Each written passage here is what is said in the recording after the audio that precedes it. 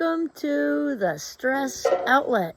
My name is Dr. Kimberly Quinn. You saw a little Truman there. He's playing with stuff. We have to, when we're out on the back deck, we have to tie him still because it is a drop and he doesn't get that. Anyway, so what G and Truman and I would like to talk about, we've been talking a lot about controlling our thoughts because that's what Minecraft University is all about. In order to become a mental ninja, you got to learn how to control your thoughts. That's actually number one.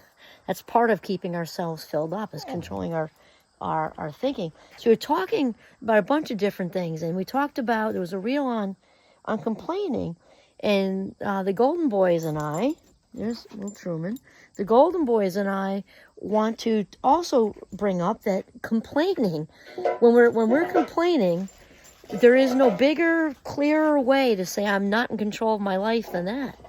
Because we're talking about all the outcomes that we're allowing to make us miserable.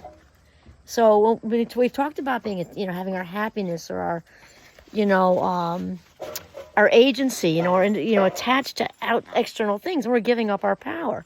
So when we complain, we're giving up our power, and the biggest, loudest voice there is, oh, it's raining. It always rains on my day off. Like that person's the clouds have a conspiracy, and that person's the chosen one. Well, get a raincoat, get an umbrella. Loretta LaRoche, a famous comedian, used to say that. So it's, giving it all up, so giving up our power. It's also rehearsing being miserable. We rehearse things all day long. We can rehearse being the best, highest vibration of ourselves.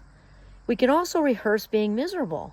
And the other thing is that, the old cliche, misery loves company. That's a total myth. Misery loves miserable company. Like attracts like.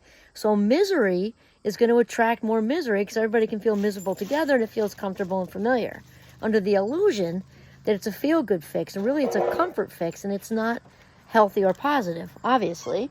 And then the other thing is, complainers, whiners and complainers seem to be very okay with sucking up the oxygen from the room or even outside. And there's a lot of oxygen out here, and you know what? The complainers of the world are sucking it up. And I think even the plants don't want to be around complainers. They need oxygen too. Actually, that actually came from an inspiration from Mike on TikTok. There's a lot of Mikes on TikToks. He's Up Spiral. That's what his channel's called, if you want to check him out. But anyway, he was talking about the plants don't even want to be around, somebody who's complaining.